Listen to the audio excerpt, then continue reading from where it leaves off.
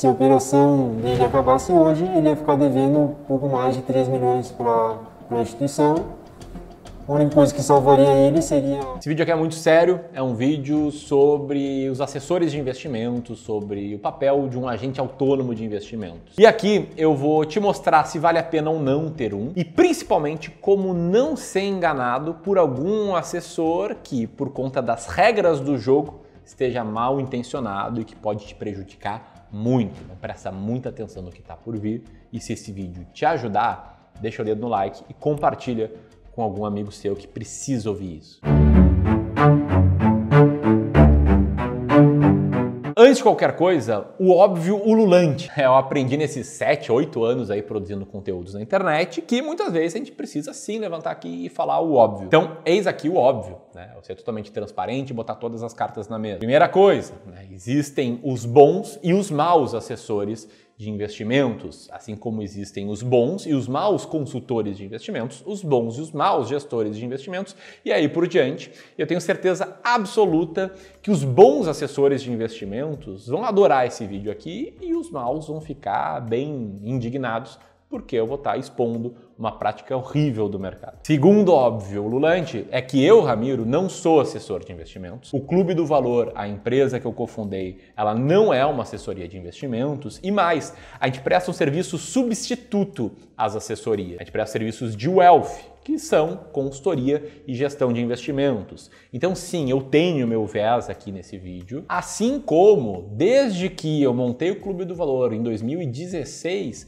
eu optei por ir para o caminho da gestão e da consultoria de investimentos, justamente por conta dos problemas que existem nas assessorias de investimentos que eu vou expor nesse vídeo. Confia em mim, isso aqui não é uma crítica de algo que eu não faço só porque eu não faço, e sim, eu não faço isso por conta dos problemas que eu vou te expor aqui. E o terceiro, óbvio, né? Eu quero genuinamente que você tenha sucesso investindo, e como eu falei, existem muitos bons assessores de investimentos. Se você sair das mãos de um ruim e ir para as mãos de um bom, você vai aumentar a sua chance de ter sucesso investindo, e eu vou ficar bastante feliz aqui, meu papel vai estar sendo feito. Dito óbvio, né? Uma rápida história sobre o crescimento dos assessores de investimentos. Não faz muito, 10, talvez 15 anos, em que o normal em investimentos era você ir lá no seu banco e pedir ajuda para o seu gerente bancário. Inclusive, hoje, pessoas ali na faixa etária de 70, 75, 80, 85 anos mais continuam, né, investindo majoritariamente com seus gerentes bancários. E por conta disso ter existido por muitos e muitos anos, é quase que um conhecimento geral de que existe um conflito de interesse entre o gerente bancário e o investidor.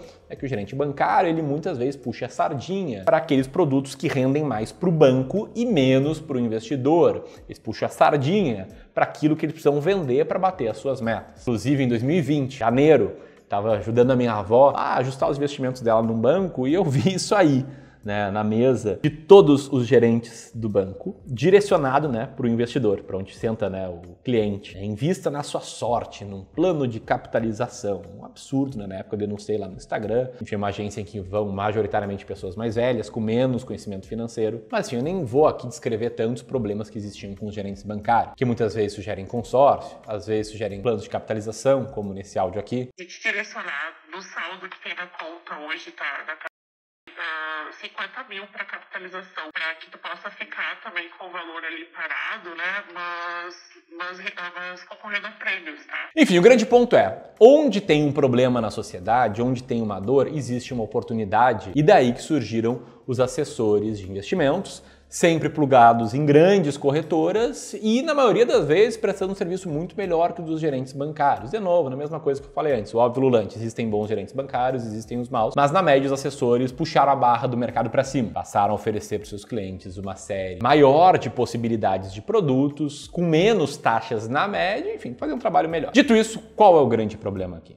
O problema é que, embora existam muitas diferenças entre o assessor e o gerente bancário, existem algumas similaridades, sendo que a principal dela é que continua sendo uma profissão em que, na média, as regras são conflitadas. Há um conflito de interesses.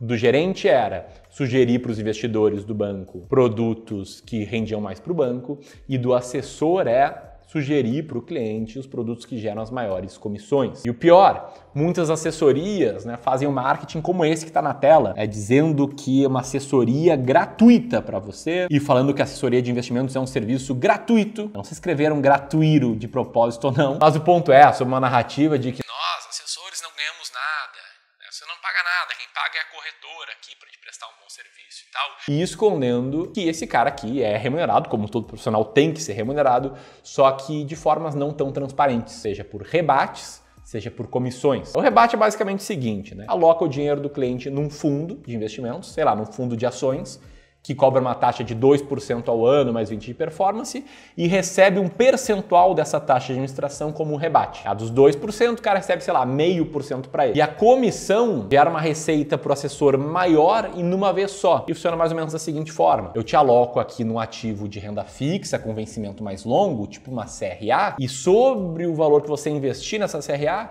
eu vou ganhar um percentual de comissão que não raro passa de 1%, às vezes é 1%, 1,5%, 2%.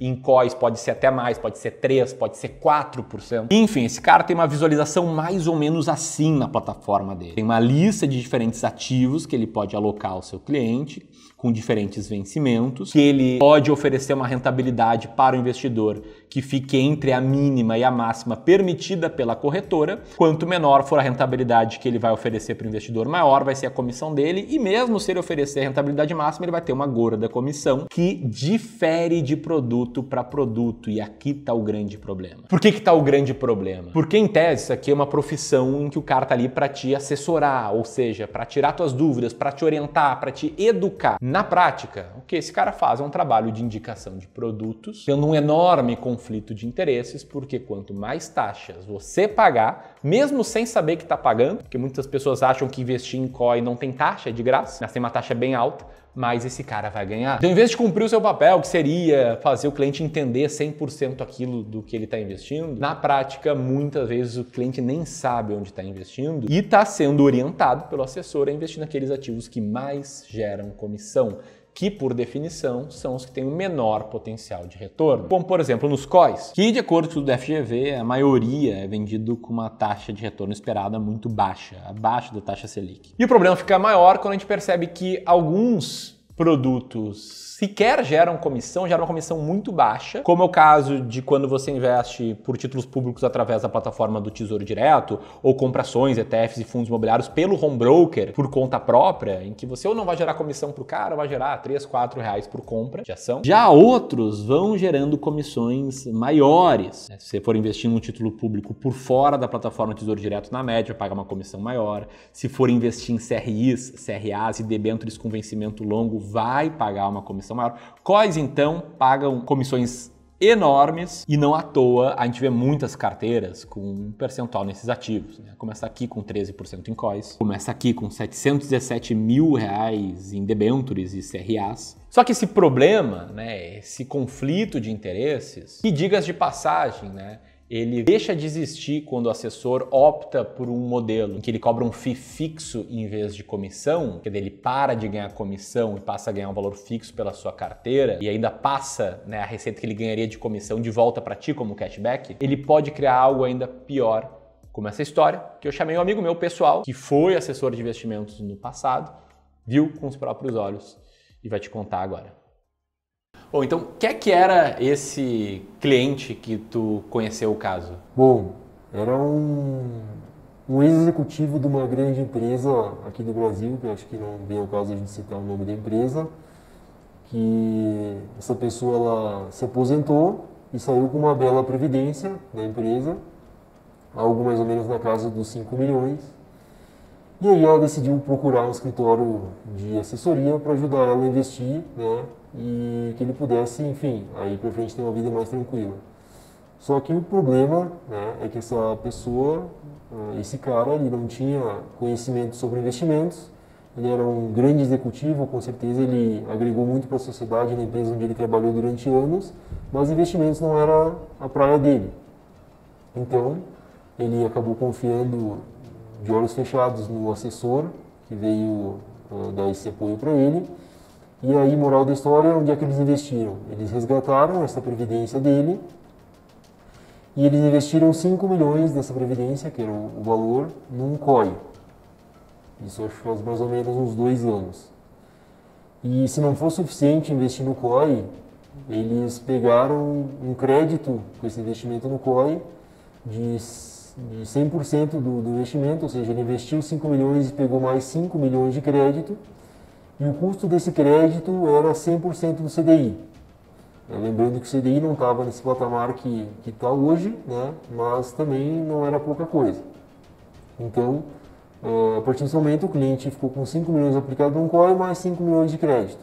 Aí, a sugestão era que o próprio COI pudesse pagar o crédito ao longo dos anos, com a rentabilidade do COI, né? Logicamente trazendo a rentabilidade passada como uma referência para o cliente, que foi o que fez com que ele tomasse essa decisão de pegar o crédito. Só que o grande lance é que com esse crédito ele não montou uma carteira de investimentos, daqui a pouco pensando em fazer uma alavancagem, né, e crescer o patrimônio. Ele comprou outro COI e pegou outro crédito. Então, a partir desse momento, o cara começou com 5 milhões, pegou mais 5 milhões de crédito. Com esses 5 milhões, ele investiu em outro COI e pegou outro crédito. Daí, se eu não me engano, foi no valor de 4 milhões. Ou seja, o cara estava com 14 milhões investidos. Sendo 14 milhões investidos e 9 milhões de crédito, né, de valor a pagar, que cada mês aumentava uma taxa de 100% do CDI. E aí, o que ele fez com esses 4 milhões extras, né? Tinha 5 em COI, pegou um crédito desse COI, ficou com mais 5 em COI, pegou mais 4 de crédito. E o que ele fez com esses 4 milhões que ele tinha em liquidez? Bom, amigo, daí vem a cereja do bolo, né? Porque justamente nesse momento onde ele estava com os outros 4 milhões liberados para realmente aplicar, era um momento onde a bolsa estava com uma volatilidade muito grande, então tinha muitas possibilidades nas famosas operações estruturadas, né, como Ruby, Color, Booster. Né? O que é uma operação estruturada? É uma operação onde tu tem um ativo como referência, vamos pegar, por exemplo, a Petrobras, e tu monta uma opção com derivativo em cima dela em busca de um determinado objetivo. Pode ser se proteger contra uma queda, pode ser tentar potencializar uma alta, enfim. E essas operações estruturadas, feitas com opções, certo? Exatamente. Elas geram boas comissões? Ah, sim. Isso aí gira em torno na casa de 1,25% a 3% de comissão. Então, basicamente, com esses 4 milhões de liquidez, ele fez uma série de operações em que cada uma delas ele gerava de 1,25% a 3% de comissão. E como é que foi o resultado dessas operações? Bom, Ramiro, não sei se é muito sua praia, né? Porque eu sei que tu não gosta de opções e derivativos, mas basicamente o que manda, né, nesse mercado para tu ver se tu tem alguma operação estruturada é a liquidez nas opções. E empresas que têm uma grande liquidez de opções, ou as grandes como Petrobras, Banco do Brasil, Vale, ou também aquelas empresas que estão, né, numa situação atípica, como por exemplo naquela época era Via Varejo, Magalu, Cielo, Cogna, né? Então algumas dessas operações foram feitas com essas empresas, onde a operação não deu certo e o cliente ficou com o papel na mão. Então pensa, o cara compra uma Magalu a R$25, né, e agora segura o papel até hoje. Então o resumo da história é que com essas operações estruturadas, procurando entregar uma rentabilidade e uma estratégia para o cliente, segundo o assessor, esse cliente reduziu os 4 milhões a R$1 milhão. Então ele ficou aí com 9 milhões de crédito a pagar e 10 milhões em ativos, ou seja, o ativo menos o crédito vai sobrar 1 milhão só para ele, é isso?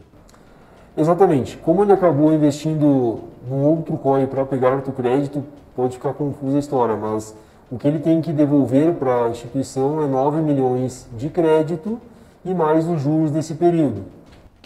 Qual é o valor mais ou menos? Dá para a gente botar que no final deve ficar na casa de uns 5 milhões, 4 milhões e meio só de juros.